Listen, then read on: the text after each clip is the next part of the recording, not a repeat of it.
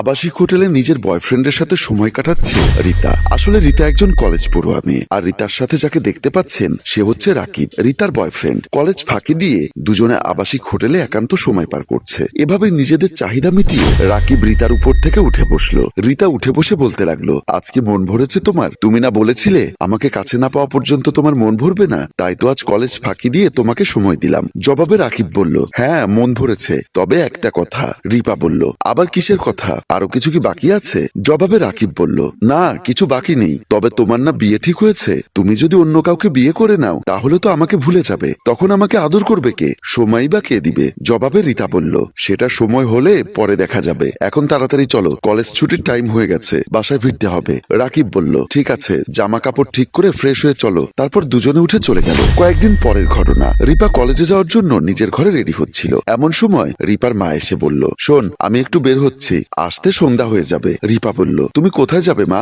মা বলল, আসলে তোর বড় মামা অসুস্থ, তোর মামি ফোন করেছিল, তাই তোর মামাকে দেখতে যাচ্ছি। আমার আসতে রাত হয়ে গেলে তুই কলেজ থেকে ফিরে খাওয়া দাওয়া করে বিশ্রাম নিস। রিপা বলল, ঠিক আছে মা, একটু দাঁড়াও, আমার হয়ে গেছে, একসাথে বের হব। তুমি মামা বাড়ি চলে যাবে আর আমি কলেজে চলে যাব। তারপর মা বলল, ঠিক আছে তাড়াতাড়ি আয়। তারপর রিপা কলেজের ব্যাগ নিয়ে মায়ের সাথে বের হয়ে গেল। রহিম মিয়া গেটে ডিউটি করছে। এর মাঝে গেট নক করতে লাগলো রিপা ও তার বয়ফ্রেন্ড রাকিব।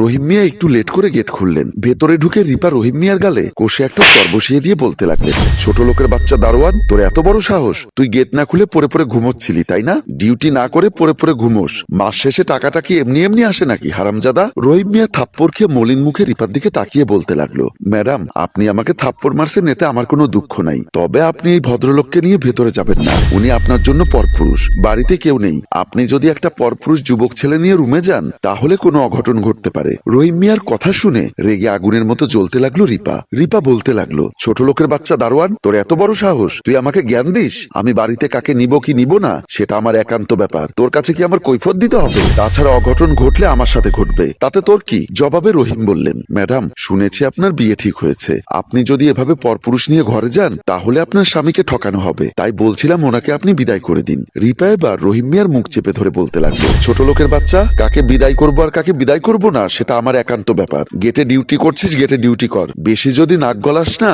তাহলে ঘাট ধাক্কা দিয়ে চাকরি থেকে বের করে দিব। আর একটা কথা শোন, আমার কোনো ব্যক্তিগত ব্যাপারে কথা বলতে আসবি না আর কখনো। এ কথা বলে রিপা ওর বয়ফ্রেন্ডকে নিয়ে বাড়ির ভেতরে চলে গেলেন। রহিম মিয়া এক দৃষ্টিতে ওদের দিকে তাকিয়ে বসে পড়লেন। রিপা ওর বয়ফ্রেন্ড রাকিবকে নিয়ে রুমে প্রবেশ করে পাশাপাশি বসলো। রাকিব বলতে লাগলো, তোমার বিয়ে ঠিক হয়েছে, তারপরও তুমি আমাকে সময় পেলে হোটেলে নিয়ে যাও, তোমার বেডরুমে নিয়ে এসো। আচ্ছা, তোমার হবু হাজবেন্ড যদি জানতে পারে তোমার সাথে আমার অবৈধ সম্পর্ক আছে তাহলে কি হবে একবার ভেবে দেখেছো? শুনেছি তোমার হবু হাজবেন্ড নাকি অনেক বড় লোক, কোটি কোটি টাকার মালিক। জবাবে রিপা বলল, তুমি শোনোনি বড় লোকেরা ফ্রি মাইন্ডের হয়? আমি যদি কাউকে নিয়ে 2-4 দিন কক্সবাজার গিয়ে ঘুরে আসি তা ওদের মাইন্ডে লাগে না, ওরা এটাকে সিম্পল ভেবে নেয়। তুমি এটা নিয়ে কোনো চিন্তা করো না, আমি সময় মতো সবকিছু সামলে নেব। এভাবে দুজনে কথা বলতে বলতে খুব কাছাকাছি চলে আসলে রাকিব আর নিজেকে কন্ট্রোল করতে পারলেন না, রিপাকে জড়িয়ে ধরলেন। দুজনে দুজনার খুব ঘনিষ্ঠ হতে লাগলেন। আর দরজার বাহিরে দাঁড়িয়ে দরজার ফাঁকা দিয়ে সবকিছু ভিডিও করে নিলেন রিপার বাসার কাজের মেয়ে নীলা। ভিডিও করা শেষে ভিডিওটা একটা মেসেঞ্জারে সেন্ড করে মনে মনে অনেক খুশি হলেন। তারপর সেখান থেকে চলে গেলেন। এদিকে সুমন রিপার মা ড্রয়িং রুমে সোফার উপর বসে আছে। এর মাঝে রিপা ওর বয়ফ্রেন্ডকে নিয়ে রুম থেকে বের হলো। রিপা ওর হবু হাজবেন্ডকে দেখে রিপার মাথায় যেন আকাশ ভেঙে পড়ল। রিপা কি করবে বুঝে উঠতে পারছে না। রিপা তার মাকে বলে উঠল, তুমি সুমনকে কোথায় পেলে? তুমি তো মামার বাড়ি গিয়েছিলে, সুমনকে নিয়ে আবার বাসায় আসবে, আমাকে একটু বলে আসবে না? আমাকে তো একটা ফোন করতে পারতে, আমি তোমাদের জন্য নিজের হাতে রান্না বান্না করে রাখতাম, এভাবে হুট করে না জানিয়ে কাউকে বাসায় নিয়ে আসে। জবাবে সুমন বলল, তোমাকে জানিয়ে আসলে তো তোমার আসল রূপটা আমি দেখতে পেতাম না। রিপা বলতে লাগলো, এসব কি ফালতু কথা বলছো?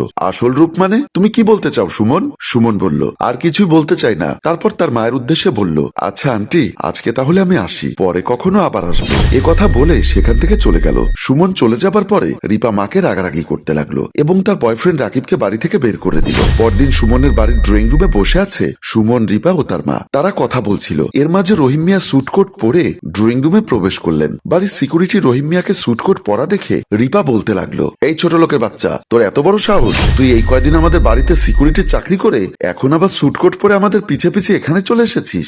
মা, এই ছোট লোকের বাচ্চাকে ঘাট ধাক্কা দিয়ে বের করে দাও। জবাবে রিপার মা বলল, কাকে তুই ঘাট ধাক্কা দিয়ে বাড়ি থেকে বের করে দিতে বলছিস? তুই জানিস উনি কে? উনি হচ্ছে কাজী গ্রুপ অফ কোম্পানির মালিক কাজী আশরাফ সারোয়ার, আর সুমন তার একমাত্র ছেলে। উনি সুমনের বাবা, আর তার দেশ ও দেশের বাইরে অনেক অনেকগুলো শিল্প প্রতিষ্ঠান আছে যেখানে লাখ লাখ কর্মচারী কাজ করেন। এক কথায় সে অনেক বড় বিজনেসম্যান। যেহেতু সে এত বড় সম্পত্তির মালিক, সেহেতু তার পুত্রবধূ কেমন হবে সেটা যাচাই করার জন্য আমাদের বাড়িতে গেটের দারোয়ান সেজে তোর চরিত্রের পরীক্ষা করলো। ছদ্মবেশী সিকিউরিটি রহিম মিয়া রিপার মাকে বললেন, আপনি থামেন আপা, আমি বলছি আপনার মেয়ের ক্যারেক্টার সার্টিফিকেটটা কেমন? যে মেয়ে কিনা প্রত্যেকটা দিন নিজের জন্য একটি করে পরপুরুষ বাসায় এনে দরজা আটকে দিয়ে পরকীয়ায় লিপ্ত হতে পারে, সেই মেয়ে কখনো আমার বাড়ির বউ হতে পারে না। একটা কথা মাথায় রাখবে, যে মেয়ে নিজের ইজ্জতকে নিলামে তোলে, বিভিন্ন পরপুরুষের মাঝে বিলিয়ে দেয়, তার কারো বাড়ির বউ হওয়ার যোগ্যতা নেই। একমাত্র তাকে পতিতলায় মানায়। আর তাই আমি জেনে শুনে আমার ছেলের সাথে তোমার মতো মেয়েকে বিয়ে দিতে পারি না। আর তুমি আমার ছেলে সুমনকে তোমার জীবনে দেখা দুঃস্বপ্ন মনে করে ভুলে যাও। এর মাঝে সেখানে উপস্থিত হলো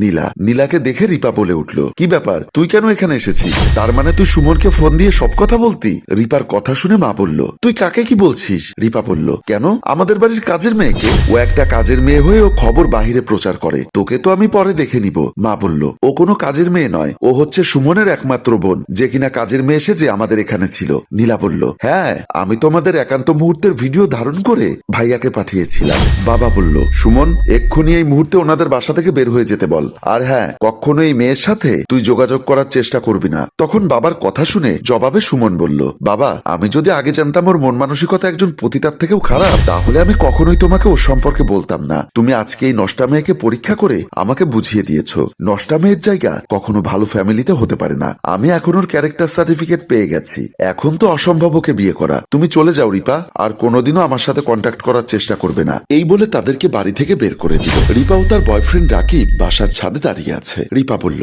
দেখো, সুমন আমাকে রিজেক্ট করেছে, এখন তুমি আমাকে বিয়ে করো। রাকিব বলল, ছি, তুমি তোমার হবু হাজবেন্ডকে যেভাবে ঠকাচ্ছিলে, সে অনুযায়ী তোমার হবু হাজবেন্ড তোমাকে রিজেক্ট করে ঠিক কাজই করেছে। তোমার মতো মেয়েকে যে বিয়ে করবে, তার জীবনে অশান্তি ছাড়া আর কিছুই থাকবে না। আমি এতদিন শুধু তোমার সাথে টাইম পাস করেছি নিজের শারীরিক চাহিদা মেটানোর জন্য। তোমার লাইফের যত বয়ফ্রেন্ডই আসুক না কেন, তারা শুধু তোমার শারীরিক সাইডে মেটানোর জন্যই আসবে। তাই বলছি, ভালো হয়ে যাও। এ কথা বলে রিপার পরকীয়ার বয়ফ্রেন্ড ওখান থেকে চলে গেলেন। রিপা যেন একদম শান্ত হয়ে গেল। রিপা মনে মনে নিজের ভুলটা বুঝতে পারলো, অনুতপ্ত হয়ে ওখানেই বসে পড়লো আর ভাবতে লাগলো সে কত বড় ভুল করেছে। আমাদের সমাজে রিপার মতো হাজারো মেয়ে আছে যারা উচ্চ আকাঙ্ক্ষা আর বিলাসিতার কারণে নিজেদের জীবন নিজেরাই নষ্ট করে। আমাদের গল্পটি যদি আপনাদের ভালো লেগে থাকে, তাহলে অবশ্যই লাইক, কমেন্ট করে শেয়ার করে আমাদের পাশেই থাকবেন। গল্পটির রচনায় কাজী সাব্বির, পরিচালনায় রেজাউল কবির চৌধুরী ও প্রযোজনায় FA নয়ন চৌধুরী। ধন্যবাদ।